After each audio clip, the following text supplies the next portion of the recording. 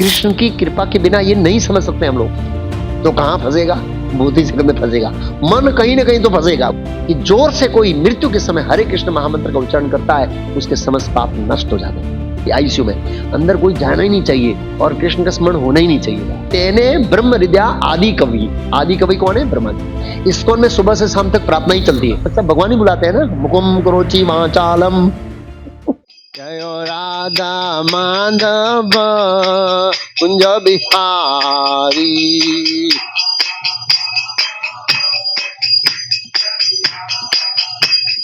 गोपी जन वल्लभ गिरिवरधारी,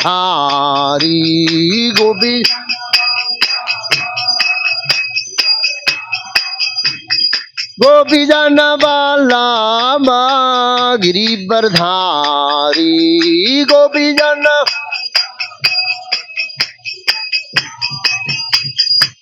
यशोदानंदन जन रंजन यजनन, यशोदानंदन जन रंजन यजनन, यशोदानंदन जन रंजन यजोदान,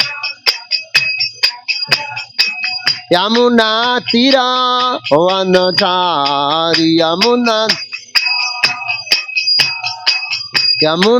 तीरा वनचारी, यमुना तो राधा माधव कुंज बिहारी,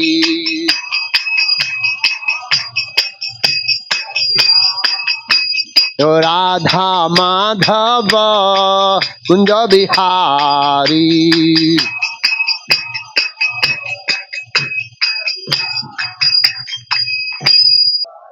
ओम नमो भगवते वासुदेवाय।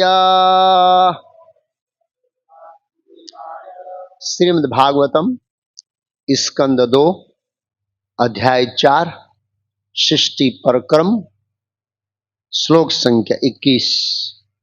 यत अंग्री अभिध्यान समाधि धोतया धिया अनुपश्यन्ति हि तत्वम् आत्मनः वदन्ति चेतत् कवयो यथा रुचं स मे मुकुंदो भगवान् प्रसीदताम्। यत् अंग्रियध्यान समाधि दोत्या धिया अनुपश्यन्ति हि तत्त्वमात्मनः वदन्ति चेतत् कवयो यथा रुचम् स मे मुकुंदो भगवान् प्रसीदताम्। यत् अंग्रियध्यान समाधि धोत्या धिया अनुपश्यन्ति हि तत्त्वम् आत्मनः वदन्ति चेतत् कवयो यथा रुचम् स मे मुकुंदो भगवान् प्रसीदताम्। यत् अंग्रियध्यान समाधि धोत्या धिया अनुपश्यन्ति हि तत्त्वमात्मनः वदन्ति चेतत् कवयो यथा रुचम् स मे मुकुंदो भगवान् प्रसीदताम्।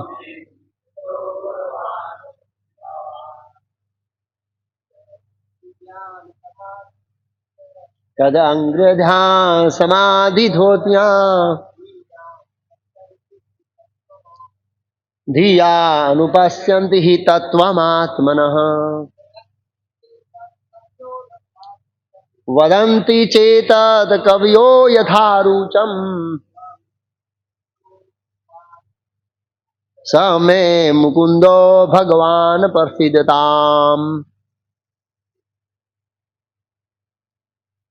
यदंग्र ध्यान समाधि धोतिया धिया अनुपश्यन्ति हि तत्त्वमात्मनः।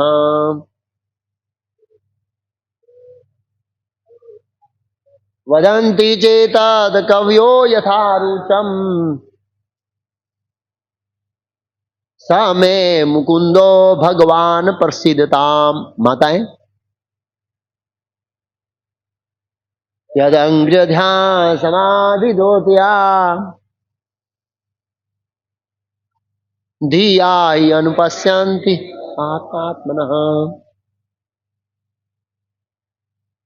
वदन्ति चेतद् कवयो यथा रुचम् स मे मुकुंदो भगवान प्रसीदताम। शब्दार्थ, अनुवाद और तात्पर्य शिला अभय चरणारविंद भक्ति वेदांत स्वयं प्रभुपाद इस्कॉन संस्थापक आचार्य द्वारा।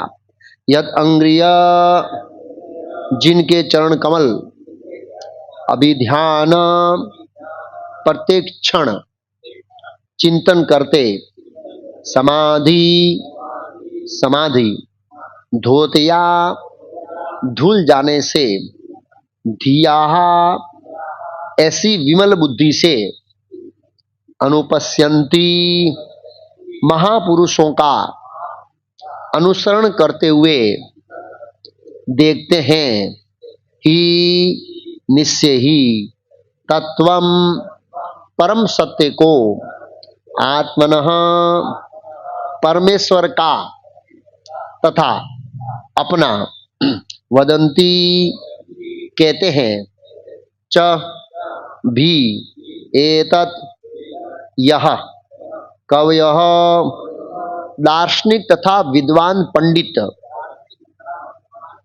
यथारुचम जैसा वे सोचते हैं, स वे, मैं मेरा, मुकुंदः भगवान कृष्ण जो मुक्ति के दाता है, भगवान भगवान प्रसीदता मुझ पर प्रसन्न हो। अनुवाद, भगवान श्री कृष्ण ही मुक्ति के दाता है। भक्त प्रतिक्षण उनके चरण कमलों का चिंतन करते हुए तथा महापुरुषों के चरणार बिंदों पर चलते हुए समाधि में परम सत्य का दर्शन कर सकता है। तथापि विद्वान ज्ञानी जन उनके विषय में अपनी सनक के अनुसार चिंतन करते हैं, ऐसे भगवान मुझ पर प्रसन्न हो। तात्पर्य, योगी जन इंद्रियों को वश में करने का कठिन प्रयास करके प्रत्येक के भीतर स्थित परमात्मा की झलक पाने के लिए योग की समाधि में स्थित होते हैं, किंतु शुद्ध भक्त प्रतिपल भगवान के चरण कमलों का शरण ग्रहण करते हुए वास्तविक समाधि को तुरंत ही प्राप्त होता है, क्योंकि ऐसी अनुभूति के द्वारा उसके मन तथा बुद्धि भौतिक उपभोग के रोग से धुलकर पूर्ण रूप से स्वस्थ हो जाते हैं।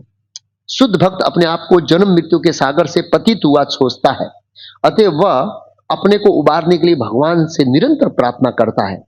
वह केवल भगवान के चरणार बिंदों की दिव्य धूलि का एक एक कण बनना चाहता है। शुद्ध भक्त भगवत कृपा से भौतिक भोग के सारे आकर्षण से पूरी तरह रहित हो जाता है और कलमश से मुक्त रहने के लिए वह निरंतर भगवान के चरण कमलों का चिंतन करता रहता है। भगवान के महान भक्त राजा कुलशेखर ने प्रार्थना की, कृष्ण तवदीय पंगज पंजरांतरम अधेव विशतु मानस जरात हंसः प्राण प्रणाम समये कफवात पित्ते कंठ अवरोध विधो स्मरणम कुतस्ति आश्चर्य व्यक्त करते हैं। हे भगवान कृष्ण, मेरी प्रार्थना है कि मेरा मन रूपी हंस तुरंत आपके चरण कमलों में डंठलों तक डूबकर उनके जाल में उलझ जाए, अन्यथा मेरी अंतिम सांस के समय जब मेरा गला कफ से अवरुद्ध हो जाएगा, तब भला मैं आपका चिंतन किस तरह कर पाऊंगा। बाकी का तात्पर्य पॉइंट टू पॉइंट लेंगे। ओम अज्ञानतिमिरान्धस्य ज्ञानाञ्जनशलाकया चक्षुरुन्मीलितं येन तस्मै श्रीगुरुवे नमः। नमो ओम विष्णुपादाय कृष्णपृष्ठाय भूतले श्रीमते भक्तिवेदांत स्वामिन इति नामिने। नमस्ते सारस्वती देवे गौरवाणी प्रचारिणे निर्विशेष शून्यवादी पाश्चात्य देशतारिणे। श्री कृष्ण चैतन्य प्रभु नित्यानंद, श्री अद्वैत गदाधर श्रीवासादि गौर भक्तवृंद। हरे कृष्णा कृष्णा कृष्णा हरे हरे, हरे राम राम राम हरे हरे। तो यहाँ पर श्रीमद् भागवतम के दूसरे स्कंद का चौथा अध्याय चल रहा है। इस चौथे अध्याय के आरंभ में परीक्षित महाराज ने सुखदेव गोस्वामी से ये जो सृष्टि है उसके सर्जन के विषय में प्रश्न किया था। तो सुखदेव गोस्वामी प्रश्न का उत्तर देने से पहले भगवान श्री कृष्ण को प्रार्थना करते हैं, मंगलाचरण कर रहे हैं, स्तुति कर रहे हैं जैसे। और उन स्तुतियों में सुखदेव गोस्वामी कई सारे भगवान के गुण बता रहे हैं, जैसे कि पिछले श्लोकों में कई सारे गुण थे भगवान के। अलग अलग गुणों को सुखदेव गोस्वामी ने बताया अलग अलग दृष्टिकोण से। इसमें विशेष करके एक महत्वपूर्ण गुण है, एक गौण गुण है। एक महत्वपूर्ण गुण है वो सुनेंगे, स में मुकुंदो, ये महत्वपूर्ण गुण बताया उन्होंने भगवान का, जिसकी चर्चा हम आगे करेंगे। तो हर श्लोक के पीछे ज्यादातर अब यही आएगा, स में मुकुंदो भगवान प्रसिद्धताम। प्रसिद्धाम मतलब हे मुकुंद मेरे ऊपर प्रसन्न हो जाइए। हर व्यक्ति भगवान को क्या करना चाहता है? हर व्यक्ति, अज्ञानी, मध्यस्थ, कनिष्ठ भक्त, मध्यम भक्त, उत्तम भक्त, सभी लोग का उद्देश्य है भगवान को क्या करना? प्रसन्न करना। लेकिन भगवान को प्रसन्न करने का भक्त का उद्देश्य अलग रहता है, ज्ञानी का अलग रहता है, ध्यानी का अलग रहता है और कर्मी का अलग रहता है। याद रखिए, निम्न चेतना की जो निम्न स्थिति है, चेतना में सबसे निम्न स्तर का व्यक्ति है, एटलीस्ट वो स्वीकार करता है भगवान जैसी कोई चीज है, उससे लेकर परमहंस तक जितनी भी स्तर की चेतना है उन सब का अलग अलग उद्देश्य रहता है। ज्यादातर अज्ञानी और भौतिकवादी लोग भगवान को प्रसन्न करना चाहते हैं अपने इंद्रिय सुख के लिए। किसके लिए प्रसन्न करना चाहते हैं? क्योंकि प्रसन्न किए बिना तो भगवान इंद्रिय सुख का आशीर्वाद नहीं देंगे। भगवान प्रसन्न हुए तभी तो आशीर्वाद देंगे ना। तो हर जीव चाहता है कि भगवान मेरे ऊपर प्रसन्न हो, लेकिन सबों का उद्देश्य और मनोभाव अलग रहता है। सुखदेव गोस्वामी का भगवान को प्रसन्न करने का 3 उद्देश्य है। कितना उद्देश्य है सुखदेव गोस्वामी का? 3 उद्देश्य है। पहला उद्देश्य है कि परीक्षित महाराज ने इस जटिल सृष्टि के बारे में विशेष करके जो प्रश्न पूछा है उसका उत्तर मैं सही से क्या कर सकूं? दे सकूं। यह पहला उद्देश्य। दूसरा उनका उद्देश्य है, देखो सुखदेव गोस्वामी मुक्त आत्मा है, भगवान के महान भक्त है। भगवान के महान भक्त होने के कारण उनका एक स्वभाव रहता है, वो खाली अपना नहीं सोचता है, वो सबों का सोचता है। वसुदेव कुटुंबम, ये पूरा जगत है, ये वसुदेव कुटुंब के रूप में सोचता है। तो इसलिए उनकी सोच बहुत ऊंची लेवल की होती है। तो एक तो वो इसलिए प्रसन्न करना चाहते हैं कि ताकि वो भगवान ज्ञान दे, जिससे परीक्षित महाराज के प्रश्नों का उत्तर ठीक से दे पाऊं। हालांकि वो सक्षम है, लेकिन ये उनकी विनम्रता है, हम आगे तात्पर्य में पढ़ेंगे। दूसरा उद्देश्य है सुखदेव गोस्वामी का कि परीक्षित महाराज उस उत्तर को क्या करे? ठीक तरह से समझे। किसी ने उत्तर दे दिया, लेकिन जरूर नहीं है कि सामने वाला उस उत्तर को क्या कर पाए? समझ पाए। वो भगवान की कृपा से ही समझ पाएगा, नहीं तो नहीं समझ पाएगा। वो भी आगे मैं श्लोक में चर्चा करूंगा। हम जो सुनते हैं ना, उसको समझने के लिए हम कृष्ण के ऊपर डिपेंड है। याद रखिए, ये पहला पॉइंट हमको क्लियर होना चाहिए। इसलिए जब वक्ता मंगलाचरण करता है ना, तो श्रोताओं को भी मंगलाचरण करना चाहिए। श्रोताओं का मंगलाचरण में क्या भाव होना चाहिए कि हे प्रभु, जो आज वक्ता बोल रहा है वो मुझे समझ में आए, ऐसा कुछ करो। आप समझे ना? ऐसा नहीं है कि खाली वक्ता मंगलाचरण करता है कि प्रभु आप बुद्धि दो ताकि मैं श्रोताओं को अच्छी तरह से समझा पाऊं। लेकिन समझा कब पाऊंगा? जो समझेंगे तब ना। वो समझेंगे कब? जब कृष्ण की कृपा होगी उनके ऊपर, तब। ये बहुत महत्वपूर्ण सिद्धांत है। इसको बहुत सटीकता से समझने का प्रयास करना चाहिए। कृष्ण की कृपा के बिना ये नहीं समझ सकते हम लोग। कृष्ण जब कृपा करेंगे तभी समझ पाएंगे, उसको आगे चर्चा करूंगा। तीसरा उद्देश्य है कि समझ करके परीक्षित महाराज अपने लाइफ में प्रैक्टिस करें। प्रैक्टिस करें मतलब वो लेवल की वो ज्ञान की लेवल की चेतना पे आ जाए। जिस ज्ञान को मैं समझा रहा हूं तुरंत उसके प्लेटफॉर्म पर आ जाए। जैसे अर्जुन, जैसे जैसे भगवान समझते गए, अर्जुन वो ज्ञान के प्लेटफॉर्म पर आते गए, पट पट पट पट उनकी चेतना का लेवल एक पे बाद एक ऊपर होता गया। तब तो लास्ट में बोला न मोह स्मृति लब्धा तब प्रसादात मया अच्युत गत संदेह करिचित वचनम तब। अब मैं आपकी आज्ञा पालन करने के तैयार हूं। वो समझता गया तब तो तैयार हुआ ना। भगवान ने पूछा भाई बराबर ठीक ठाक समझ गया? समझ गया। परीक्षित महाराज को पूछा अब आप स्थित है, कोई घबराहट नहीं है, तक्षक का डर है? बोला नहीं है। तो मैं जाऊं भाई? हाँ जाइए आप। हाँ लिखा भागवत के 12वें स्कंद, कल ही मैंने 12वां स्कंद पूरा किया 12वें स्कंद सिस्टम मेरे भागवत में कल मेरा पूरा हुआ 12वें स्कंद से। तो कहने का मतलब है वो पूरे मतलब ऐसे परीक्षित महाराज एकदम अपनी चेतना को ऊपर गए ऊपर गए ऊपर गए ऊपर गए, क्योंकि वो अप्लाई करते जाए। जब ज्ञान का एप्लीकेशन होता है तो हमारी चेतना क्या होती है? अपलिफ्ट होती है। जब ज्ञान को समझ, ज्ञान के 3 स्तर है। पहला है सुनना, ध्यान से सुनना, फिर है समझना, फिर है मनन करना, और फिर है उसको क्या करना? लाइफ में अभ्यास करना। तो भगवत गीता के 4थे अध्याय में भगवान ने इस ज्ञान को बहुत हाईलाइट किया है। भगवान ने कहा है कि ये जो ज्ञान है, इस दिव्य ज्ञान के समस्त, ये ज्ञान को अर्जित करने से या इसकी समझ आने से समस्त प्रकार के पाप के कर्म फल है उससे नाश हो सकता है। समस्त में प्रभुपाद जी तात्पर्य में लिखा है 4 स्तर के पाप कर्म होते हैं हमारे, कुटम, बीजम, अप्रारब्ध और प्रारब्ध या फलम, दोनों एक ही है, प्रारब्ध फलम। ये 4 स्तर के पाप कर्म होते हैं। बोला ये दिव्य ज्ञान से नाश हो जाते हैं बिना भक्ति किए। लेकिन वो ज्ञान कॉन्शसनेस में अप्लाई होना चाहिए। आप समझ गए? उस प्लेटफॉर्म पे आने चाहिए ज्ञान के। वहां आगे आप खाली ज्ञान लेने से बिना हरे कृष्ण महामंत्र के आप आ सकते हैं उस पे। लेकिन इस अभी हम लोग चेतना का जो हमारा निम्न स्तर है उसमें नहीं आ सकते, इसलिए हम हरे कृष्ण करना पड़ेगा। वो हरे कृष्ण ज्ञान साथ में जाएगा और हमारी ज्ञान की चेतना अपलिफ्ट होगी। ऐसे बता रहे हैं। तो सुखदेव गोस्वामी की 3 उद्देश्य है। वो इस तरह से भगवान बुद्धि दे जिससे वो अच्छी तरह से प्रेजेंट कर सकें, परीक्षित महाराज अच्छी तरह से सुन सकें और सुनने के बाद अपने जीवन में अप्लाई कर सकते हैं। ये उद्देश्य है। और सुखदेव गोस्वामी का भाव, देखो एक भाव भी होता है, प्रार्थनाओं के पीछे एक भाव रहता है, मनोभाव जिसको बोलते हैं, मानसिक स्थिति। तो प्रभुपाद जी ने तात्पर्य में बहुत सुंदर लिखा है। प्रभुपाद जी तात्पर्य में कहते हैं एक भक्त हमेशा अपनी स्थिति में नम्र होता है, दीनता आती है। भाव मीन्स उसमें प्रार्थना में दीनता होनी चाहिए।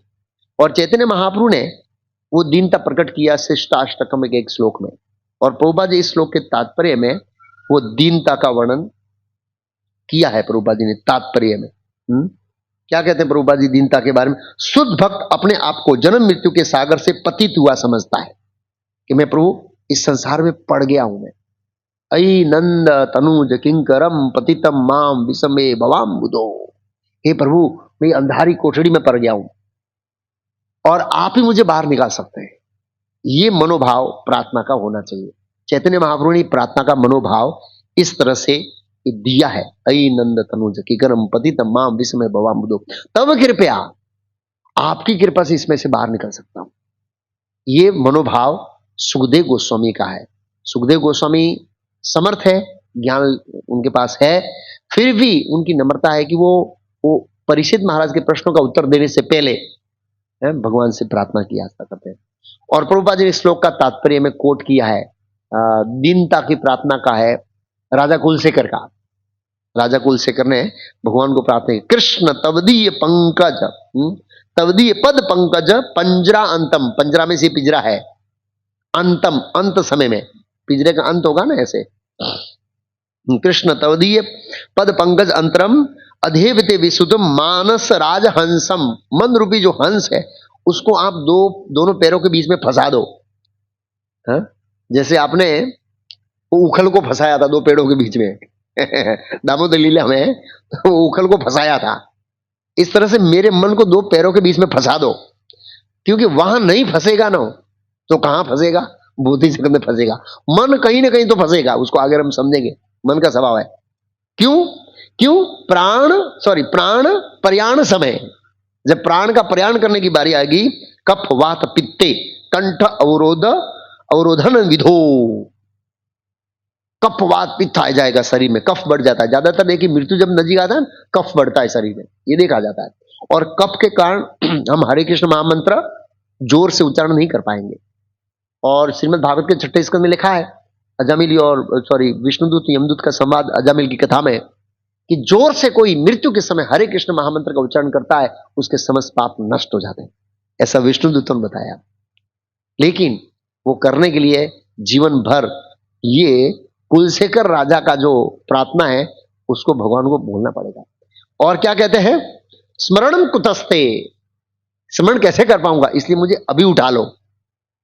आप देखो क्या करो, अभी उठा लो। हम बोले नहीं अभी नहीं, अभी 10 साल बाकी है। और 70 के हो गए, बोला अभी नहीं 10 साल और बाकी है। 80 के हो गए, बोला अभी नहीं 10 साल और बाकी है। हम भगवान को बोलते भाई अभी हमारी आयु बढ़ाओ, और राजा कुलशेखर बोले अभी मैं स्वस्थ हूं और अभी मैं उच्चारण कर सकता हूं आपके, जब बुढ़ापा आ जाएगा ज्यादा रोज हो गाऊंगा। ज्यादातर मैंने देखा है कि लोग आजकल जो शरीर छोड़ते हैं वो क्या बोलते हैं उसमें, वेंटिलेटर पर छोड़ते हैं।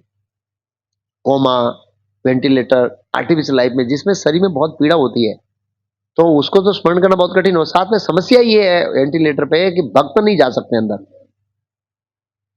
हमको ऐसे सेफ रखना चाहिए कि भक्त चारों बाजू घिरे हो, तो वो एक फोर्स आएगा भगवान को याद करने का, उनकी उपस्थिति ही।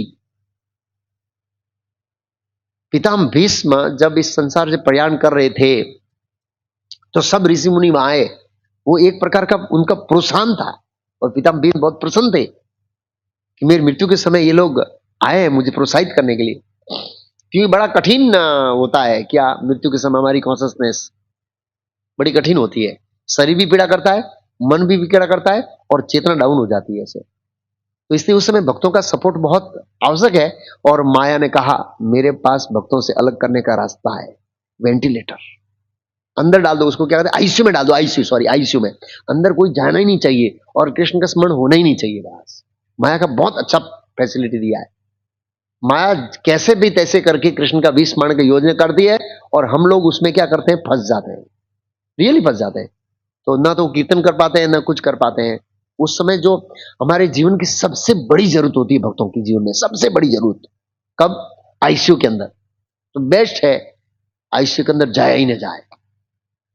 और ये कैसे होगा, तो ये अज्ञानता है कि हम शरीर में अंदर कंटिन्यूस रहना चाहते हैं, वो अज्ञानता है। भगवान की इच्छा है छोड़ दो तो छोड़ देना चाहिए। भाई भगवान नहीं चाहते हैं कि आप ज्यादा रहो, क्यों आर्टिफिशियल लटका रहे हो, क्यों खर्चा कर रहे हो बेटों के लिए, बेचारों को देऊ करके जाते हैं हम लोग पिता बेटों के लिए, क्यों बिल चढ़ रहा है, बेटों को बोल दीजिए बेटा भी खुश हो जाएगा। मुझे कहा बोल पिताजी बहुत डाये हैं, मेरा कितना मीटर बच गया। ज्यादातर मरने वालों को बहुत बिल चढ़ाते हैं। ऐसे थोड़े दिन पहले की बात है, उनको आईसीयू में रखा था, डॉक्टर ने कहा भाई 24 घंटा खींचेंगे उसके बाद वो आर्टिफिशियल लाइफ पे जाएंगे। तो कोई उनके संबंधी भक्त थे तो उनको समझाया कि देखो इधर रहेंगे तो ये बिल बनाने का धंधा है। डॉक्टर ने खुद बोल दिया, फिर भी घड़े वाले क्या बोले नहीं रखो, बोला जैसे ही वेंटिलेटर निकालेंगे वो छोड़ देंगे, और घर में लाए 3-4 घंटों में छोड़ दिया, वैसे ही छोड़ दिया। तो क्यों वो मीटर बढ़ाया जाए बच्चों के लिए, क्यों खर्चा किया जाए। लेकिन क्या है, ये शरीर इतना प्यारा होता है ना, और हमारे घर वाले भी तो कैसे भी करके तुम इस शरीर में सड़े रहो मरे रहो पीड़ा भुगतो रहो, ये भी एक आसक्ति है, जाने देना चाहिए उसको प्रयाण। तो क्या लिखा, प्राण प्रयाण समय कफवात पित्ते कंठ अवरोध। तो बोला अभी उठा लो मुझे, अभी उठा लो मुझे। कौन बोलेगा ऐसे, मुक्त आत्मा बोलेगा, भगवान का भक्त बोलेगा, अज्ञानी नहीं बोलेगा। अब मैं स्वस्थ हूं, तो ये प्रार्थना है ऐसे। अब हमें समझना है कि सुखदेव गोस्वामी प्रार्थना कैसे व्यक्ति को कर रहे हैं, ये भी सिद्धांत बहुत महत्वपूर्ण है। मैं ये बोल रहा हूं, दूसरा मुझे प्रैक्टिकल सिद्धांत ये है कि अपने माता पिता है, वृद्ध है, उनको आप पहले से समझा रखिए पिताजी आईसीयू में रहना है या नेचुरली मरना है। बड़े फिलोसॉफिकल, मान लो भक्त नहीं है तो भी उनको बड़ा प्रेम से पहले से समझा के रखिए, तो उनकी कॉन्शियस रहेगी। ये भी पॉइंट बहुत जरूरी है। कई बार लोग बोलते हैं प्रभु नहीं रखा होगा तो लोग क्या बोलेंगे। अरे लोग तो वैसे भी कुछ बोलेंगे, आप रखेंगे तो भी बोलेंगे, नहीं रखेंगे तो भी बोलेंगे। रखेंगे तो क्या बोलेंगे, अच्छी हॉस्पिटल नहीं ले गया। वो बॉम्बे वाली जो है ना बड़ी हॉस्पिटल, क्या नाम उसका फेमस, बिरला, उसमें नहीं ले गया तू यार, ये सस्ती में ले गया, मरेगा ही नहीं वैसे। तो वैसे भी वो पड़ोस वाले ऐसे भी गाली देंगे। हाँ, बोला डॉक्टर अच्छे नहीं थे, दवा अच्छी महंगी नहीं दिया, वो सस्ती वाली दिया होगा, डॉक्टर को बोल दिया होगा कि बिल कम हो ऐसे करना, तो इसने सस्ते वाले दिया इसलिए मर गया। वो तो वैसे भी बोलने वाला है। तो ये प्लीज बहुत ध्यान रखना है कि इसमें लोगों का बहुत एक्सपेंस खर्चा होता है, बहुत सारा। हाँ, ऐसे। ओके, आगे चलते हैं। कैसे व्यक्ति को सुखदेव गोस्वामी प्रार्थना कर रहे हैं, तो क्या लिखा है? स में मुकुंदो भगवान, मैं मुकुंद भगवान को प्रार्थना कर रहे हैं। क्यों मुकुंद भगवान को कर रहे हैं? तो मुकुंद का दो अर्थ होता है, वैसे तीन अर्थ है। एक तो ये मुकुंद ऐसे हैं जो प्रार्थनाओं का प्रतिभाव करने में सक्षम है। क्या है? प्रतिभाव। मैं प्रार्थना करता हूं, सामने प्रतिभा भी होना चाहिए ना, रिस्पॉन्स। बोला ये मुकुंद ऐसे हैं जो मेरी प्रार्थनाओं का रिस्पॉन्स कर सकते हैं। दूसरा मुकुंद का अर्थ है जो मुक्ति देने वाला इस संसार से। तीसरा मुकुंद का अर्थ है जो मुक्त है, क्योंकि मुक्ति कौन दे सकता है? जो मुक्त है। तो इस दृष्टिकोण से देखा जाए तीन अर्थ हुआ मुकुंद का। एक जो मेरी प्रार्थनाओं का प्रतिभाव देने में सक्षम है, दूसरा जो मुक्ति देने वाले हैं, और तीसरा जो मुक्त है। याद रखिए, बहुत सारे लोगों को हम प्रार्थना करते हैं, याचना करते हैं, लेकिन वे लोग प्रतिभाव नहीं कर सकते। क्यों? बंधे हुए होते हैं। हम किसी के पास दान लेने जाते हैं तो वो व्यक्ति दान नहीं दे सकता है। क्यों? बंधा हुआ है। किससे? पत्नी मना कर रही है, पिताजी मना कर रहे हैं, या फिर अड़ोस पड़ोस वाले ने भड़का दिया है। वो भावनाओं से बंध गया ना, मतलब कई कारण से वो व्यक्ति बंधा हुआ है, इसलिए हमारे दान की जो याचना है प्रतिभाव नहीं कर सकता है। प्रतिभाव का दूसरा उदाहरण है ध्रुव महाराज। ध्रुव महाराज अपने पिताजी के गोद में चढ़ने गए। कई बार सामने वाले की इच्छा होती है कि मैं उसका प्रतिभाव करूं, लेकिन वो व्यक्ति क्या होता है? विवश। विवश। उत्तानपाद महाराज प्रतिभाव देना चाहते थे, उसको गोद में उठाना चाहते थे कि ऐसे देखा होम मिनिस्टर खड़ी थी, मना कर दिया, नहीं दिया प्रतिभाव। ध्रुव महाराज को प्रतिभाव नहीं मिला। तीसरा उदाहरण देखते हैं हम लोग माता द्रौपदी का। जब माता द्रौपदी का वस्त्र हो रहा था तो सबसे पहले उन्होंने धृतराष्ट्र की ओर देखा, जो सब बोले होंगे। तो धृतराष्ट्र महाराज पुत्र मोह में बंधे हुए थे। पितामह भीष्म की ओर देखे, प्रतिज्ञा में बंधे हुए थे।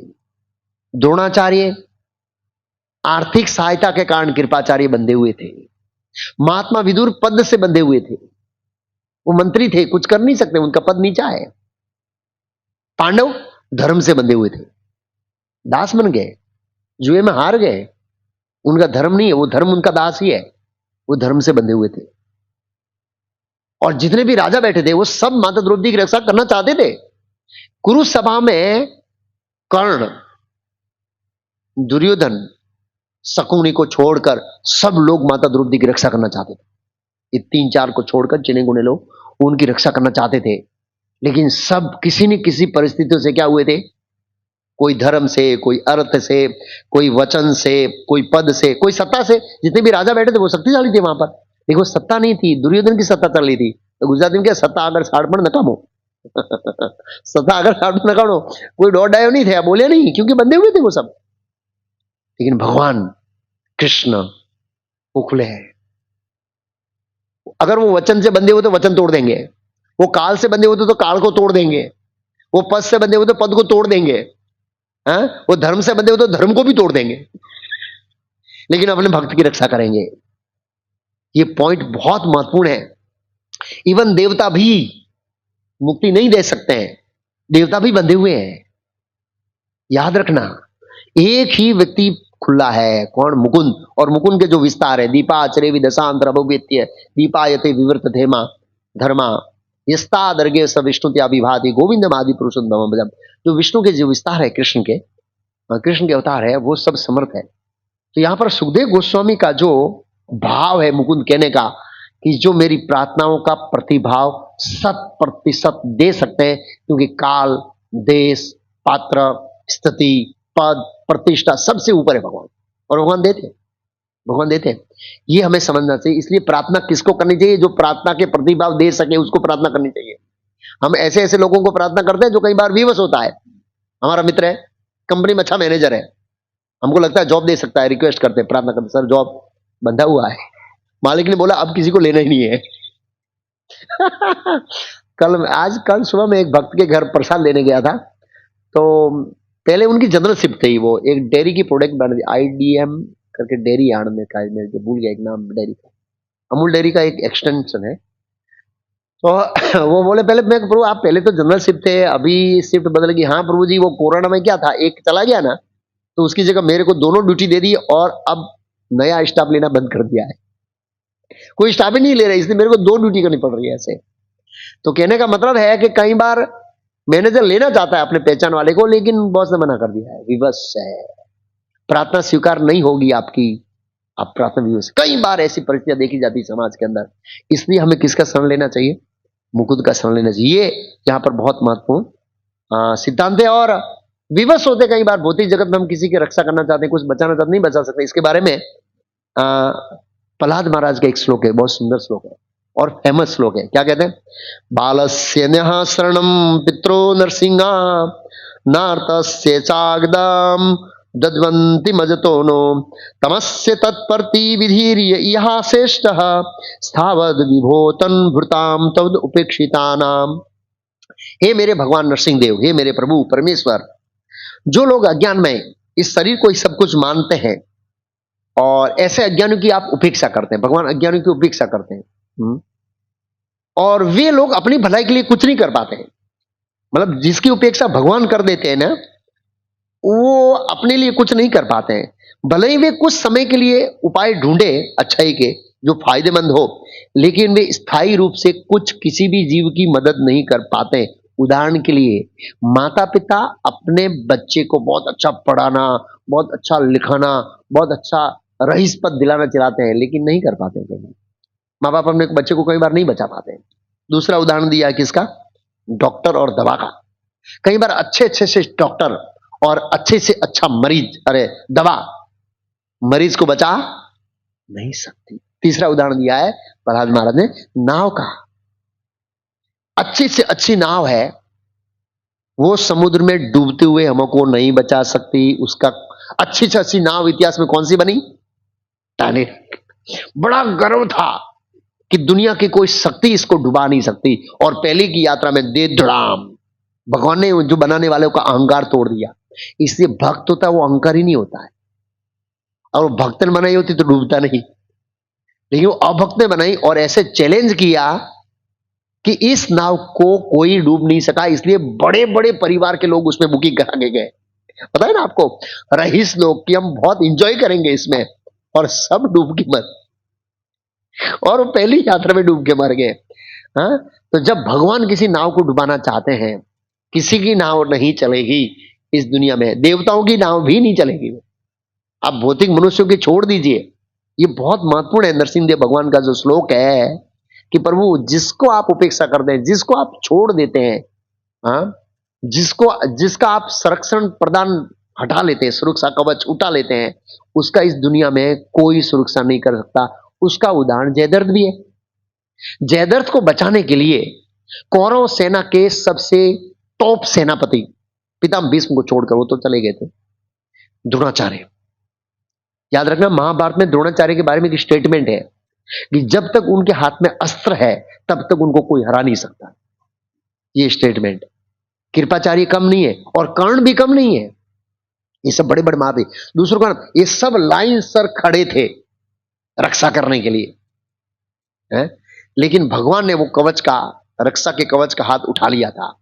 दुर्योधन ने पूर्ण शक्ति लगाई, नहीं बचा पाए, नहीं बचा पाए। ये बहुत सारे एग्जाम्पल्स है एक्चुअली ऐसे शास्त्रों में ऐसे। ओके, तो कहने का मतलब है सह में मुकुंदो भगवान प्रसिद्धाम, ऐसा मुकुंद भगवान जो मेरे ऊपर प्रसन्न हो, जो मेरी प्रार्थना का प्रतिभाव दे सकते हैं, जो मैं प्रार्थना करता हूं प्रसिद्ध परिषद महाराज समझे और वो आचरण करे, वो सब करने में सक्षम है, जो मुक्ति की दाता है। इस तरह से उसको आगे समझते हैं। प्रश्न करे, मान लो कौन, भगवान कृष्ण प्रश्न करे सुखदेव गोस्वामी से, पूछे कि मैं चालू कथा में कैसे ज्ञान दूंगा तेरे को, बराबर ना। अब इतने सारे ऑडियंस बैठा है, तो तेरा क्लास बंद होगा, फिर मेरा क्लास शुरू होगा 7 दिन का, फिर इस 7 दिन का, ये तो तब तक तुम जाएंगे, मैं कैसे दूं ये ज्ञान। मान लो पूछे मैं चालू क्लास में कैसे दूं?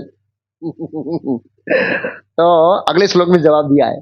इसका नेक्स्ट श्लोक है 21 श्लोक है ना, 22वें श्लोक में जवाब दिया है। क्या कहा है? प्रचोदितायेन पुरा सरस्वती विद्वान ताजस्य सतीं स्मृति यदि स्व लक्षण्या पादुर्भूत किलास्यात् समय ऋषिणाम ऋषभ प्रसिद्धताम श्लोक किया है। क्या कहते हैं? जिन्होंने सर्जन के आरंभ में ब्रह्मा के हृदय में शक्तिशाली ज्ञान का विस्तार किया। शक्तिशाली ज्ञान क्या है वो समझाऊंगा मैं। सृष्टि तथा अपने विषय में पूर्ण ज्ञान की प्रेरणा दी और जो ब्रह्मा के मुख से प्रकट हुए प्रतीत हुए वे भगवान मुझ पर प्रसन्न हो। बोला आपको यहां आने की जरूरत नहीं है, स्पेशल क्लास लेने की जरूरत नहीं है, आप क्या ज्ञान दे सकते हैं मेरे हृदय में। भागवत का पहला श्लोक जिसमें मंगलाचरण करते हैं कौन? ये सुखदेव गोस्वामी का मंगलाचरण है। भागवत का पहला श्लोक उसके पिताजी का मंगलाचरण है, उनके गुरुजी का मंगलाचरण है। वो गुरुजी कौन है? व्यासदेव। व्यासदेव ने कहा ओम नमो भगवते वासुदेव। भागवतम लिखने से पहले 3 श्लोक बोले, उसमें एक शब्द है तेने हृदय, तेने ब्रह्म हृदय आदि कवि। आदि कवि कौन है? ब्रह्मा जी। ब्रह्म मीन्स ब्रह्म, हृदय मीन्स हृदय में ज्ञान दिया था। कैसा ज्ञान दिया? इस श्लोक में लिखा, पहले श्लोक में लिखा। कैसा ज्ञान दिया? संपूर्ण ज्ञान। व्हाट मीन्स संपूर्ण ज्ञान? संपूर्ण ज्ञान में सृष्टि करने का ज्ञान, ब्रह्मा जी के बारे में ज्ञान। क्योंकि ब्रह्मा जी जब कमलनाथ से उत्पन्न हुए तो देखा मैं कौन हूं, वो अपने आप को समझ नहीं पा रहे थे, तो वो उसको ज्ञान दिया कि आप ये हो, आप मेरे अंश हो, और उनके कार्यों को समझाया। आपका कार्य सृष्टि का सर्जन करना। बोला कैसे करना है? बोला मैं ज्ञान देता हूं। तो भगवान ने सृष्टि कैसे सर्जन करनी उसका ज्ञान दिया, ब्रह्मा जी के ज्ञान के बारे में दिया, अपना ज्ञान दिया। इसलिए इस श्लोक में लिखा तत्व आत्मनः। प्रभुपाद ने तत्व आत्मनः का ट्रांसलेशन किया है, अपने बारे में ज्ञान और भगवान के बारे में ज्ञान। कई बार हमको अपने बारे में ज्ञान होता है कि मैं शरीरी कौन हूं, आत्मा हूं, लेकिन भगवान के बारे में ज्ञान नहीं होता है। तो पूर्ण ज्ञान का मतलब है, प्रभुपाद जी ने लिखा भगवत गीता के दूसरे अध्याय के 11वें श्लोक में, वहां कहते पूर्ण ज्ञान का मतलब है जड़ पदार्थ और चेतन पदार्थ में अंतर को जानना, जड़ पदार्थ और चेतन पदार्थ के नियंता को जानना, और भगवान और जीव मतलब आत्मा और परमात्मा के बीच के ज्ञान को जानना, उसको पूर्ण ज्ञान कहते हैं। प्रभुपाद जी ने इन 4 चीजों का ज्ञान बताया, हाँ वो पूर्ण ज्ञान है। तो आप दे सकते हैं, आप ज्ञान दे सकते हैं, आपको प्रकट होने की जरूरत नहीं है, और आप देते भी है, ये भी बताया आपने भगवत गीता में बोला है। क्योंकि भागवतम बाद में हुई और भगवत गीता इसलिए सुखदेव गोस्वामी को पता था। और सुखदेव देखो यहां पर परिसिद्ध महाराज, यहां पर स्तुति चल रही है और अंदर से डायलॉग चल रहा है भगवान से किसका? सुखदेव गोस्वामी का। वो दोनों काम कर सकते हैं, इधर लोगों को लेक्चर दे सकते हैं, इधर भगवान से सुन सकते हैं, और ऐसे कर सकते हैं। वो मुक्त आत्मा ऐसे कर सकता है। कई बार हम भी मुक्त आत्मा बन जाते हैं, हम हरे कृष्ण महामंत्र जप करते हैं लेक्चर में और साथ साथ में लेक्चर सुनते हैं, मुक्त आत्मा बन जाते हैं कभी कभी नहीं, वो नहीं, मुक्त आत्मा कर सकता है। वो भगवान का नाम भी परफेक्ट सुनेगा और लेक्चर भी परफेक्ट सुनेगा। हम या तो नाम सुनेंगे या क्या सुनेंगे? लेक्चर सुनेंगे, दो में से एक कार्य कर सकते हैं। तो कहने का मतलब है कि हमें मुक्त आत्मा नहीं बनना चाहिए। ओके, तो भगवत गीता में एक श्लोक है, यह नहीं कि भगवान खाली सुखदेव गोस्वामी जो प्रार्थना करते हैं उसके हृदय में ज्ञान देते हैं। बोला आप समस्त जीवों के हृदय में ज्ञान देते हैं। सर्वस्याम हृदय सन्विष्टो मतः, भगवान बोलते हैं मतः स्मृति ज्ञानम अपनम च। कितने प्रकार का ज्ञान है? 2 प्रकार का ज्ञान। कौन सा ज्ञान? भौतिक ज्ञान, जो डेली रूटीन लाइफ में हमको जीवन जीने के लिए चाहिए, वो ज्ञान भी परमात्मा देते हैं, याद रखिए। और आध्यात्मिक ज्ञान, वो ज्ञान भी परमात्मा देते हैं। आप सोचिए, सुखदेव गोस्वामी लेक्चर का प्रिपरेशन करके नोट बना के नहीं बैठे मेरी तरह। आप समझिए, सुखदेव गोस्वामी को 18,000 श्लोक, 18 श्लोक मतलब ऐसे फ्लो चल रहा है, ऐसे क्या लग रहा है कि ऐसे एक टाइप किया, दूसरा आ रहा है, तीसरा आता है। ये कैसे आता है पता है? भगवान की कृपा से आता है। यस्य देवे परा भक्ति यथा देवे तथा गुरु प्रकाश मनते ही महात्मना। जिसको गुरु और कृष्ण में पूर्ण श्रद्धा होती है, उनके हृदय में समस्त वेदों का ज्ञान प्रकट हो जाता है। सुखदेव गोस्वामी के हृदय में 18,000 श्लोक टाइप करके पड़े हुए थे और वो टैप की तरह बाहर आ रहे थे, फाट फाट फाट फाट फाट फाट। यही नहीं, ये तो खाली भागवत नहीं, 18 पुराण, 4 वेद, 108 उपनिषद, सब कुछ उनके हृदय में था, पता है आपको। और उन्होंने महाभारत सुनाई गंधर्व लोकों में। कितने श्लोकों में? हमारी महाभारत है 1 लाख श्लोक, 1 करोड़ श्लोक के अंदर महाभारत सुनाई गंधर्व लोकों में। कितने करोड़ श्लोक? इतने सारे श्लोक याद थे सुखदेव गोस्वामी को, 1 करोड़। तो कैसे होता है? वो भगवान देते हैं, परमात्मा रूप में देते हैं। यस, तो सर्व से साम हृदय विष्णु मथ स्मृति, मेरे से स्मृति आती है, विस्मृति भी मेरे से आती है। हम कई बार बहुत अच्छा सोच के बैठते हैं, बहुत अच्छा लेक्चर दूंगा, और भगवान सब वॉश आउट कर देते हैं। और कभी ऐसा होता है कुछ भी सोचते नहीं। मेरा परसों का एक्सपीरियंस है, मतलब एक के बाद एक सेवा थी। शनिवार को शुक्रवार को मेरे 2 क्लास होते हैं विद्यानगर में। तो एक सेवा आ गई, मीटिंग चली, तो दोनों क्लासों को तो थोड़ा नजर मारा क्या श्लोक है ऐसे। लेकिन दूसरे दिन सुबह भी भागवत क्लास होता तीसरा, वो श्लोक भी देखने का समय नहीं था मेरे पास। तो जब तक मैं तात्पर्य पढ़ रहा था तब तक मैं सोच रहा था राधा की मैं बोलूंगा क्या इस पे। ये तात्पर्य पढ़ने के बाद मेरी जीभ बंद हो जाएगी।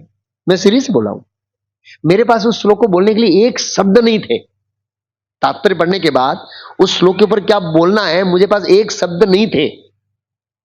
लेकिन 45 मिनट ऐसे ही निकल गए, मुझे ही पता नहीं लगा तो कहां से आए। और बहुत अच्छा, मुझे संतुष्टि हुई कि मैंने इस श्लोक पर जिस तरह का टॉपिक है उस टॉपिक के अनुरूप बोला।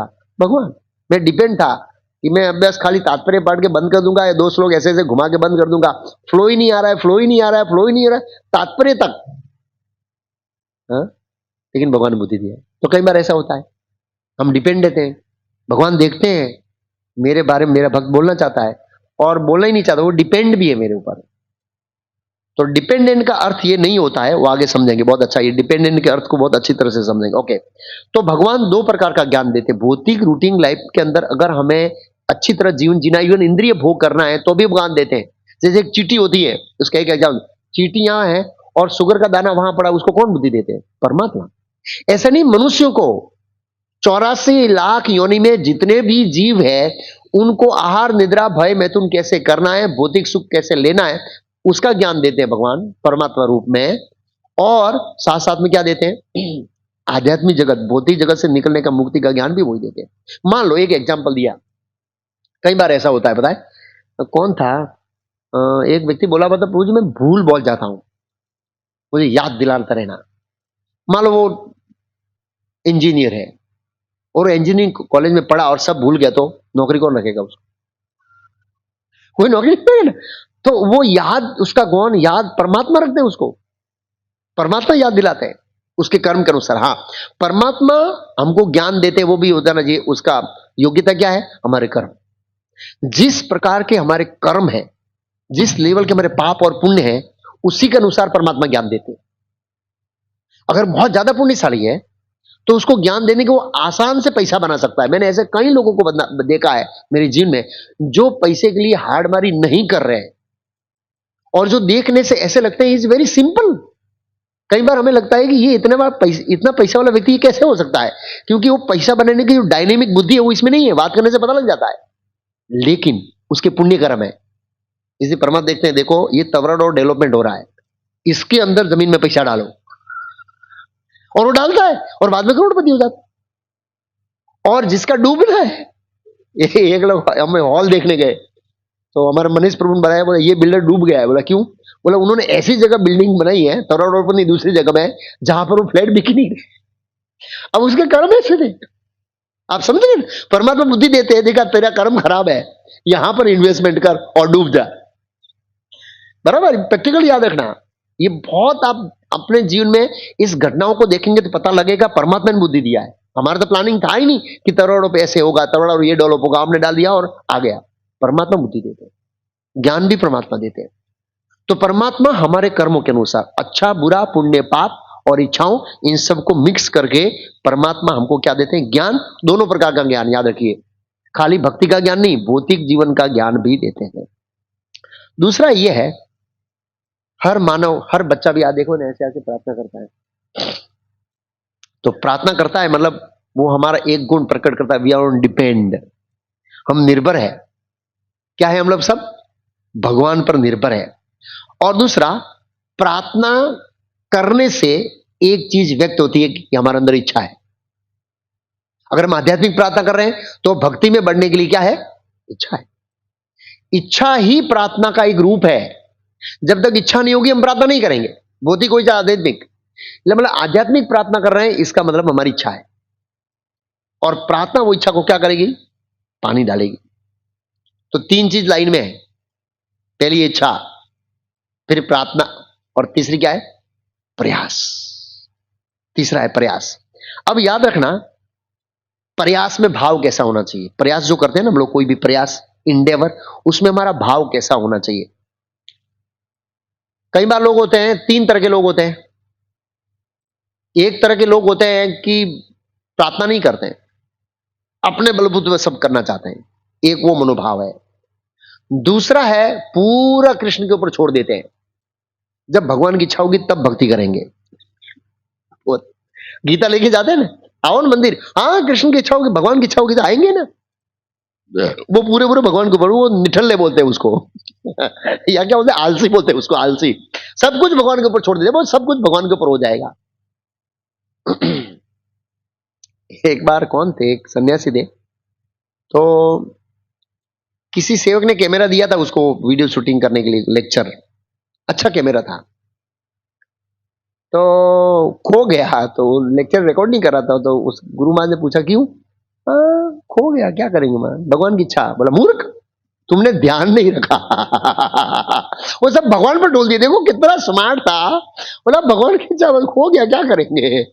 ऐसे तो एक ऐसे होते हैं, हम सब कुछ भगवान पर ढोल देते हैं। दूसरा होता है भगवान पर भी निर्भर रहता है, सॉरी प्रार्थना करता है, भगवान पर निर्भर रहता है, और साथ साथ में क्या करता है, प्रयास। ये तीन चीज है, और इसके लिए तीन पशुओं के उदाहरण है। तीन किसके उदाहरण है? एक है बिल्ली। वो बिल्ली का बच्चा होता है, वो पूर्ण डिपेंड किसके ऊपर रहता है, अपना प्रयास नहीं करता है, वो बिल्ली उठा के ले जाएगी वो। और कंगारू, दो जीव ऐसे हैं जो बच्चा पूर्ण रूप से किस में निर्भर रहता है, मां पर, बस। तो कुछ लोग ऐसे होते हैं ना, बस सब कुछ भगवान के ऊपर डिपेंड है, बस सब भगवान देख लेंगे, बोला वही करता आता है। उसकी इच्छा के बिना पता हिलेगा नहीं। जब इंद्रिय तृप्ति करना है तो अपना पत्ता हिलाता है, जब भगवान की भक्ति करनी है तो बोला ये कृष्ण पत्ता हिलाएंगे तब हम करेंगे। अब समझे? जब अपना इंद्रिय भोग करना, मनोरंजन करना है, 30+ मनाना है, तो सब प्लानिंग करेंगे। हाँ 30+ काम बनाएंगे, अभी से बोर्ड लग गए 30+ के डांस के, हो एडवांस के अंदर लग गए, और अभी से टिकट लेना, ऑनलाइन बुकिंग करना, क्या होगा, क्या खाना मिलेगा, सब शुरू हो गया है। लेकिन वो संडे आता तो प्लानिंग नहीं करते हैं कि क्या लेक्चर होगा, कितने बजे होगा, क्या होगा, कितने बजे पहुंचेंगे, सोचते नहीं है। तो जब हमारा भोग की बारी आती है तो हम क्या करते हैं, अपने आप पत्ता हिला देते, खुद हिला देते, और जब भगवान की बारी आती है तो बोला वो भगवान हिलाएंगे। एनीवे, तो वो ठीक नहीं है। तो तीसरा है भक्तों का क्या मनोभाव होना चाहिए। मैं भक्ति की आगे बढ़ने की बात कर रहा हूँ, क्या करें, भगवान की इच्छा नहीं, आगे नहीं बढ़ रहा। ऐसा नहीं होना चाहिए। तीसरा है बंदर। बंदर का दोनों तरफ से होता है। आप, मैंने गौर किया, ये लेक्चर में सुना, इसलिए बंदर आते हैं मैं देखता हूं, और बड़ी ध्यान से देखा मैंने। बंदर का बच्चा ऐसे पकड़ा हुआ है, लेकिन जब बंदरी छलांग मारती है ना, तो एक हाथ ऐसे पकड़ती है बच्चे को, और वो भी कब, जब ड्रॉप होती है ना, वो डाली पकड़ती है, तब तब उसको क्या करता है, झटका लगता है।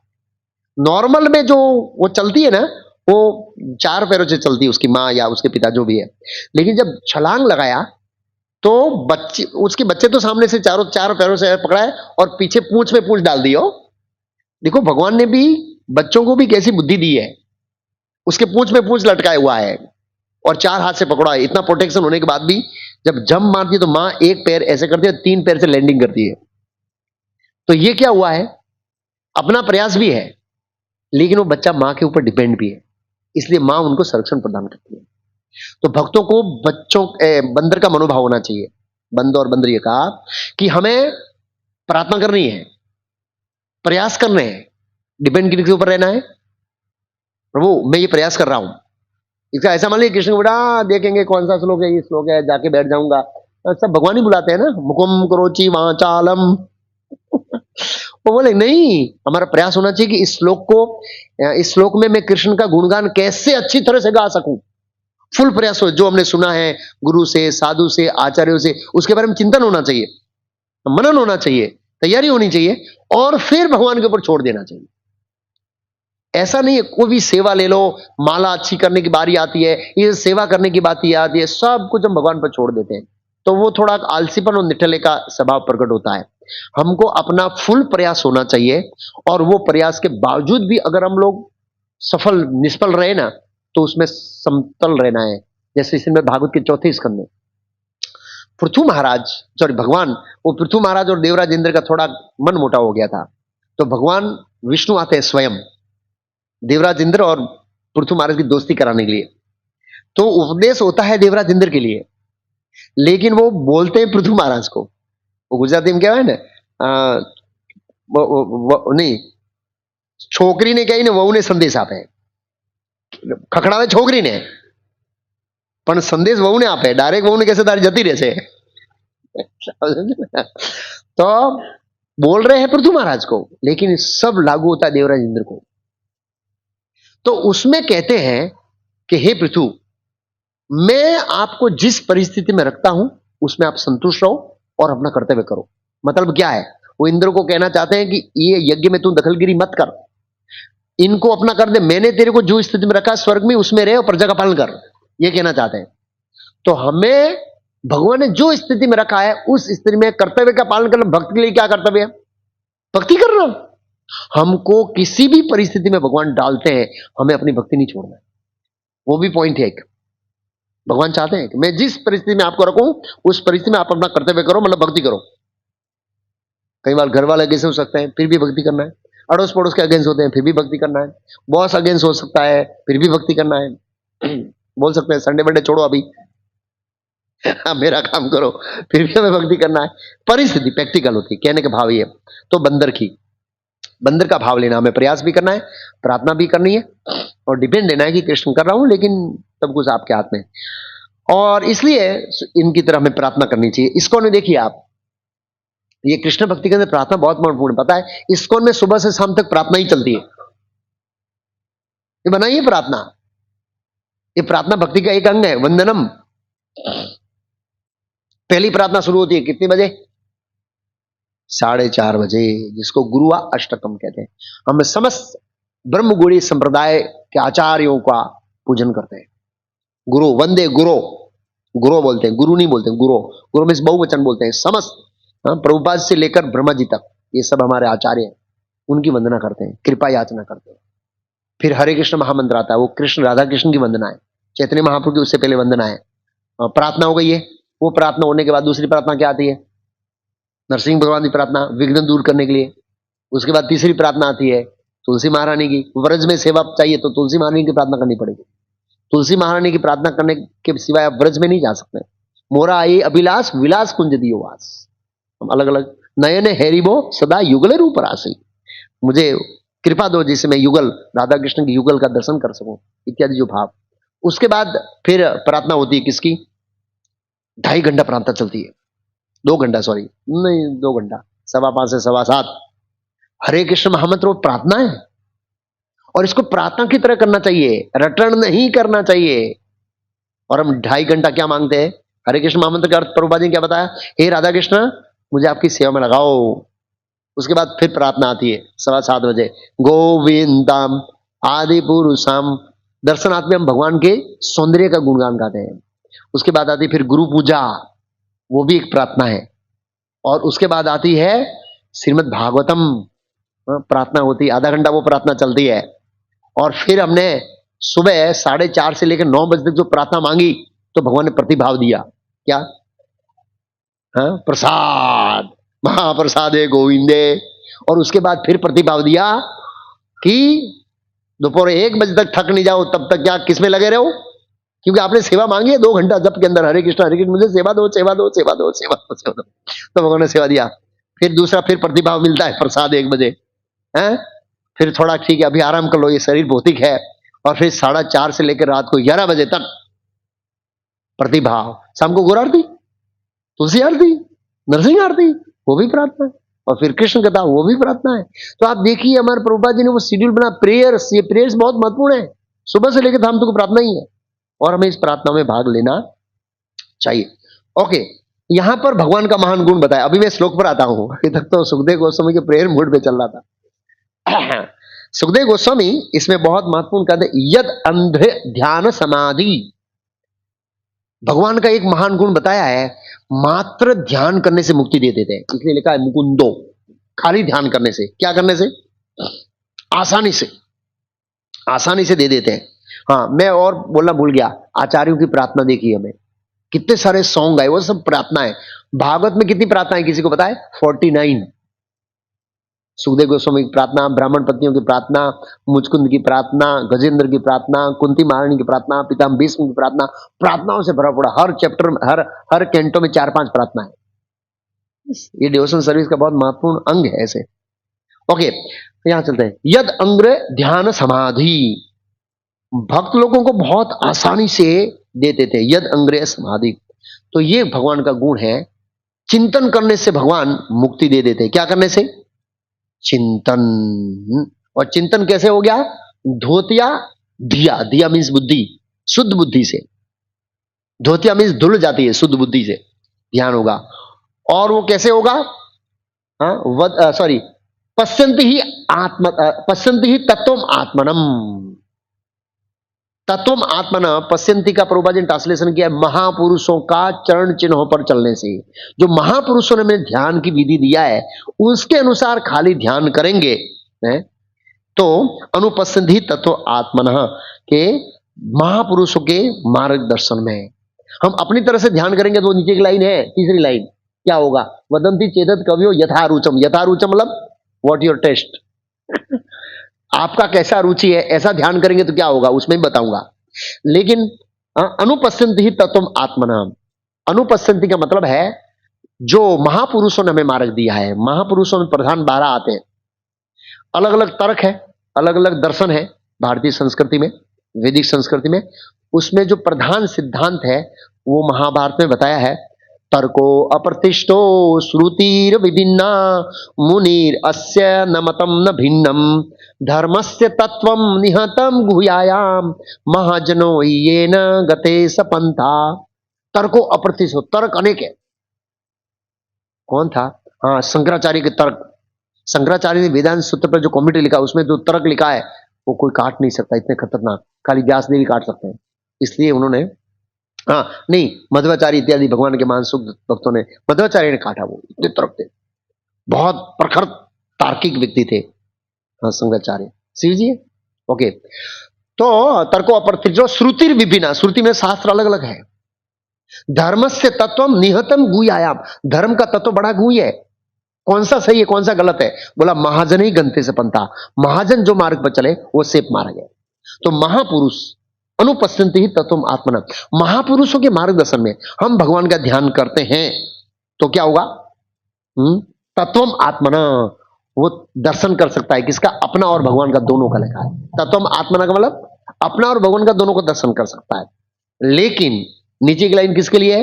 वदंती चेतत कवियों, कवियों का पूर्वाजन ट्रांसलेशन किया है दार्शनिक और पंडित। जो बड़े बड़े पंडित होते हैं, बड़े बड़े दार्शनिक होते हैं, फिलोसोफर। भारत के अंदर 9 फिलोसोफर बताए, 3 आस्तिक, 9 फिलोसोफर है, 3 नास्तिक और 6 आस्तिक। उसके बारे में अभी प्रिपरेशन कर रहा हूं एक सेमिनार, भारतीय दर्शन की झलक। हमारा जो दर्शन है वो कैसे आया, किस तरह से पहुंचा हम तक, फिलोसॉफी, उसमें समझाऊंगा। हाँ, तो क्या कहते हैं इसमें? अगर महापुरुषों के दर्शन में नहीं करके वदंती वर्णन करते हैं चेतत कवियों, कवि लोग यथा रुचम, वो अपनी रुचि के अनुसार ध्यान लगाते हैं, इससे उनको भगवान का दर्शन नहीं होता है। भगवान का दर्शन भगवान की अपनी मोनोपोली है। मेरे इच्छा के अनुसार आप ध्यान करेंगे तो मैं ध्यान को स्वीकार करूंगा, आप अपनी तरीके से ध्यान करोगे तो नहीं चलेगा। जैसे सरकार का हर फील्ड में एक नियम होता है, भाई आपको ऐसे चलना है, सरकार जैसे चाहती है, आप बोले मैं ऐसे ही चलूंगा तो नहीं चलेगा। तो भगवान का भी अपना स्टैंडर्ड है। लिखा यथा रुचम मतलब ये लोग अपनी मनमाने ढंग से करते हैं, अपना प्रयास लगाते हैं, ये क्या बन जाते हैं? हाँ, तीसरा उदाहरण देना बोलेगा, घोड़ा का बच्चा अपने आप उठता है, पता है किसी को? घोड़े की मां मदद नहीं करती है और थोड़े समय में खड़ा हो जाता है, चलने लगता है। हाँ, 3 का उदाहरण देना था मुझे। बिल्ली और कंगारू एक हो गए, बंदर एक हो गया, घोड़ा तीसरा हो गया, वो अपने बलबूते पर खड़ा होता है। तो ऐसे ही जो ज्ञानी लोग हैं वो अपने बलबूते पर ध्यान करते हैं, मैं कैच कर लूंगा भगवान को मेरे हृदय में। भगवान बोले नहीं, भक्त बन जाओ, यद अंग्रे ध्यान समाधि, मेरे चरण कमल में महापुरुषों के मार्गदर्शन में चिंतन करो, मैं पकड़ में आ जाऊंगा, नहीं तो नहीं आऊंगा। मैं बहुत पकड़ने का प्रयास किया था, काल यवन ने नहीं पकड़ पाया। ऐसे जसोदा मां ने ऐसे ही पकड़ लिया, ऐसे चुटकी में पकड़ लिया, बस इतना ही, छोटे आंगन में पकड़ लिया। और काल यवन मथुरा से भागा, वहां गिरनार की गुफा में उसको जलाया, इतना भगाया फिर भी पकड़ में नहीं आया। यशोदा माँ ने यहीं पकड़ लिया है, वही भगवान थे। हाँ, नहीं पकड़ पाते। इसके बारे में ब्रह्म संहिता में श्लोक है, पंथास्तु कोटि, कोटि मीन्स करोड़, सत्वत सरसम पर गम्यो वायो रथापि मनसो मुनि पुंगवा नाम। मन की गति से भी ये योगी लोग हैं, भगवान को कैच करने का प्रयास करते हैं, फिर भी भगवान पकड़ में नहीं आते, लेकिन भक्तों की रिधि में क्या हो जाते हैं, प्रकट। तो लेकिन यहां लिखा है, लेकिन यद अंग्रे ध्यान समाधिना, मात्र चिंतन करने से। कोई प्रश्न कर सकता है मात्र चिंतन करने से कैसे हो सकता है? 7 मिनट बाकी। मात्र चिंतन करने से, आपको बताया कछुआ अपने इंडों को कैसे बड़ा करता है?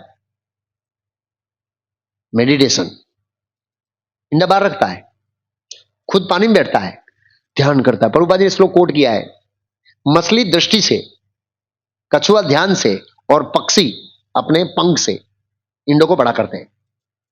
एक कछुआ एक अपने इंडे को बड़ा कर सकता है, एक जीव के अंदर इतनी क्षमता है, तो भगवान, एक भक्त है, वो ध्यान करके भगवत नाम प्राप्त नहीं कर सकता है? कर सकता है। उदाहरण दिया है यहां पर ऐसे। तो ये ध्यान के अंदर इतनी शक्ति है, चिंतन के अंदर इतनी शक्ति है, कोई सतत रूप से भगवान के चिंतन में लगा रहता है तो भगवान उसको मुक्ति देते हैं। स में मुकुंदो भगवान प्रसिद्धाम, मुक्ति दे देते हैं भगवान। अच्छा, याद रखना, चिंतन करना हमारे मन का स्वभाव है। क्या है? या तो कृष्ण का चिंतन करो या माया का। आप चिंतन किए बिना नहीं रह सकते। कुछ मेहनत है चिंतन करने में, कोई मेहनत नहीं, कोई खर्चा ही नहीं है। हाँ, थोड़ा मेहनत है, शुरुआत में इंडेवर लगेगा, लेकिन चिंतन करने से भगवान की प्राप्ति होगी। अगर हम भगवान का चिंतन नहीं करेंगे तो मन का स्वभाव है वो भौतिक विषयों का चिंतन करेगा, और भौतिक विषयों का चिंतन का फल भगवान ने भगवत गीता के दूसरे अध्याय में बताया। किसी को बताया? दयाय तो विषयान पुंसः संग स्तेषु उपजायते संगात संजायते काम काम क्रोध भिजायते। विषयों का ध्यान करने से धीरे धीरे काम क्रोध प्रकट होंगे, और भगवान का चिंतन करने से क्या होगा? स में मुकुंदो भगवान प्रसन्न, मुक्ति मिलेगी। ध्यान तो आपको करना ही पड़ेगा। कोई व्यक्ति ध्यान के बिना नहीं रह सकता, ये पहले क्लियर होना चाहिए। ध्यान का मतलब दूसरा है चिंतन, चिंतन का दूसरा मतलब है सोचना। आप सोचे बिना नहीं रह सकते, क्योंकि मन का स्वभाव है। हम सोचेंगे सोचेंगे सोचेंगे, तो अच्छा है किसके बारे में सोचा जाए? भगवान के बारे में सोचा जाए, भगवान के भक्तों के बारे में सोचा जाए, भगवान के प्रचार के बारे में सोचा जाए, तो आपको इतने सरलता से मुक्ति मिल जाएगी। अगर आप सोचेंगे नहीं भगवान के बारे में, तो माया के बारे में सोचेंगे, तो हमारी क्या होगी? धीरे धीरे पतन होगा। तो सुखदेव गोस्वामी का भाव बहुत ऊंचा है। सुखदेव गोस्वामी मुकुंद शब्द का नाम लेकर सुखदेव गोस्वामी चाहते हैं कि सब जो भागवत कथा सुन रहे हैं ना, उन सब की क्या हो? उन सब की क्या हो? मुक्ति हो। ये ब्रॉड माइंड है, क्योंकि सुखदेव गोस्वामी कन्विंस है।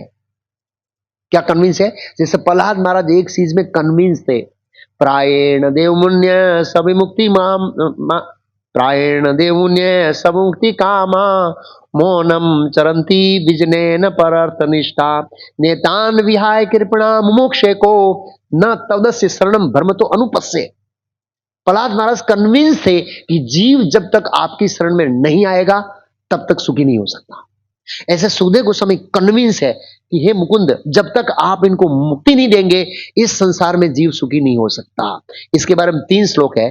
जस्ट मैं अभी पढ़ रहा था 11वें स्कंद में, कुछ ढूंढ रहा था और मेरे हाथ में श्लोक आ गए। बहुत सुंदर श्लोक है, भगवान कृष्ण ने बताए हैं। वो 3 श्लोक बोलकर मैं ये पॉइंट पूरा करूंगा। मैं भगवान ने कहा है 11वें स्कंद में उद्धव जी को उपदेश देते, उद्धव गीता अध्याय मेरे ख्याल से कौन सा होगा? सकाम कर्म का। बहुत सुंदर है। भगवान क्या कहते हैं? तत्रापि कर्मणा, मतलब इस जगत में जीव को ज्ञान है सुखी होने का, फिर भी सुखी नहीं हो सकता। सुखी होने का उसका प्रोसेस है, पद्धति है, फिर भी सुखी नहीं हो सकता। तो भगवान ने बहुत सुंदर बताया। बच्चे को माता जी थोड़ा ध्यान रखियो, हमारे पास 5 मिनट है। तत्रापि कर्मणाम कर्तुर स्वतंत्रम च लक्ष्यते भोक्तुम स दुख सुखियों को तो अर्थो विवम भजेत। हालांकि कर्म करने वाला हमेशा सुख चाहता है। क्या कहते हैं भगवान? कर्म करने वाला हमेशा सुख चाहता है, लेकिन यह स्पष्ट देखा जाता है कि भौतिकवादी लोग अक्सर ही सुखी होते हैं। अक्सर मीन्स थोड़े ही सुखी होते हैं, और दुखी भी होते हैं, और कभी कभी ही खुश होते हैं। जो अच्छी तरह से कर्म करने वाला व्यक्ति है वो कभी कभी ही खुशी देखा जाता, अक्सर दुखी होते हैं, जिससे यह साबित होता है कि वे स्वतंत्र नहीं है। अपने भाग्य का कंट्रोल उन पर हाथ में नहीं है।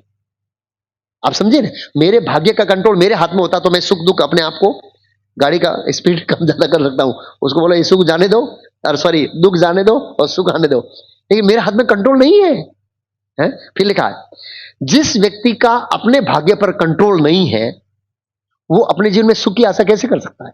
आप समझे मेरा पॉइंट। भगवान यहां ये कहना चाहते हैं जब मेरे भाग्य पर मेरा कंट्रोल नहीं है तो मैं दुख को भगाकर सुख कैसे ला सकता हूं, क्योंकि मेरे हाथ में वो कंट्रोल है ही नहीं कि इसको आगे पीछे करूं। एक श्लोक, फिर दूसरा श्लोक भगवान बोलते हैं, क्या बोलते हैं, नह देनाम सुख कचित विदते विदुषाम अपि, विदुष में बुद्धिशाली बोले भगवान, विदुषाम अपि तथा स दुख मूढ़ानाम विहार अहंकरणम परमः। भगवान कहते हैं भौतिक दुनिया में ये देखा जाता है कि कभी कभी एक महाबुद्धिशाली इंसान भी खुशी नहीं होता है, खुश नहीं होता है, सुखी नहीं हो सकता। विदुषाम लिखा है, महाबुद्धिशाली व्यक्ति वो भी कभी कभी सुखी नहीं होता है। दूसरी ओर कभी कभी एक बहुत बड़ा महामूर्ख भी खुश रहता है। महामूर्ख होता है वो भी खुश रहता है। ऐसा क्यों होता है, कहते हैं अगर भौतिक कार्यों से, सॉरी दूसरा पॉइंट कहते हैं भौतिक कार्यों को निपुणता से करके सुखी होने का विचार सिर्फ झूठे अहंकार का व्यर्थ प्रदर्शन है। कोई ऐसे सोचता है कि मैं निपुणता से कार्य करूंगा सब कुछ और सुखी हो जाऊंगा, भगवान बोलते हैं ये अहंकार का प्रदर्शन है, ये अहंकार का प्रदर्शन है, ये व्यर्थ प्रदर्शन है। हम इस तरह से सुखी नहीं हो सकते। लास्ट श्लोक, यदि प्राप्तिम विधातम जानन्ति सुख दुखियो, यदि प्राप्तिम विधातम जानती सुख दुखियो, आपके पास सुख दुख को एडजस्ट करने की चाबी है या नॉलेज है कि सुख दुख को कैसे एडजस्ट किया जाए। ते अभिदा न विदुर योगम मृत्यु न प्रभेद था, भले ही लोगों को पता है कि सुख कैसे पाए और दुख के कैसे पता है, भले ही पता हो, फिर भी उन्हें यह तरीका पता नहीं है कि मृत्यु कैसे हम पर प्रभाव न डाले। आप समझे मेरा पॉइंट, समझे। आपको सुख दुख को चाबी पता है। क्या कहते हैं भगवान, फिर से सुनिए, भले ही लोगों को पता हो कि सुख दुख कैसे पाए, सॉरी सुख कैसे पाए दुख के कैसे बने, फिर भी उन्हें यह तरीका पता नहीं जिससे मौत उन पर अपना प्रभाव न डाल सके। मौत उन पर मीन्स हम पर अपना प्रभाव न डाल सके, ये चाबी तो किसी के पास नहीं है। और ये चाबी किसी के पास है, भागवतम के पास। ये भागवतम है व्यक्ति को अमर बना देती है। हाँ वो श्लोक है ना पहले पहले मंगलाचरण में, तदो उदीम जय, वो श्लोक क्या है, नारायणम नमस्कृतम नरम चैव नरोत्तमम देवीम सरस्वती व्यासम तदो जय मुदीरे, तदो जय मुदीरे। ये भागवतम जय दिलाने वाला है। किसके ऊपर जय दिलाने वाला है, मृत्यु के ऊपर विजय दिलाने वाला ग्रंथ है। सामान्य लोगों को पता नहीं है। और इसके आगे श्लोक में भगवान कहते हैं कि मृत्यु इतनी पीड़ादायक है, किसी को अच्छी नहीं लगती है, और इसलिए व्यक्ति को ये भौतिक जगत का जो मनोरंजन सुख है वो ऐसा ही है कि जिसको फांसी का फंदा नजीक है और उसको अच्छे अच्छे व्यंजन खिलाना है।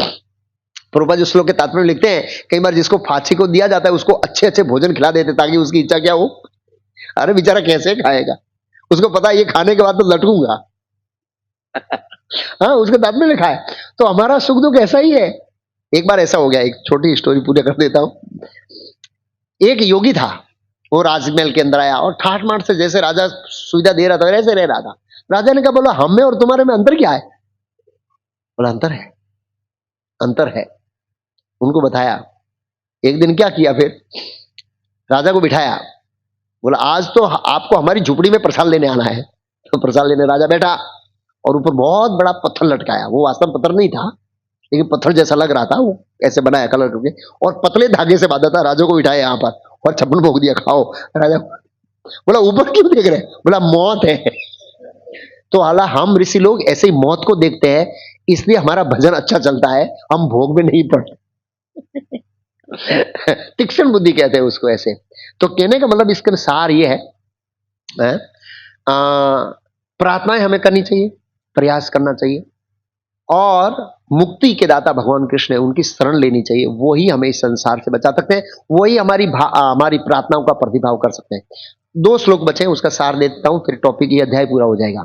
उसके बाद एक श्लोक में सुखदेव गोस्वामी कहते हैं कि आप भौतिक तत्वों में प्रविष्ट होकर इस सृष्टि की संरचना करते हैं, ऐसे भगवान मुझ पर प्रसन्न हो।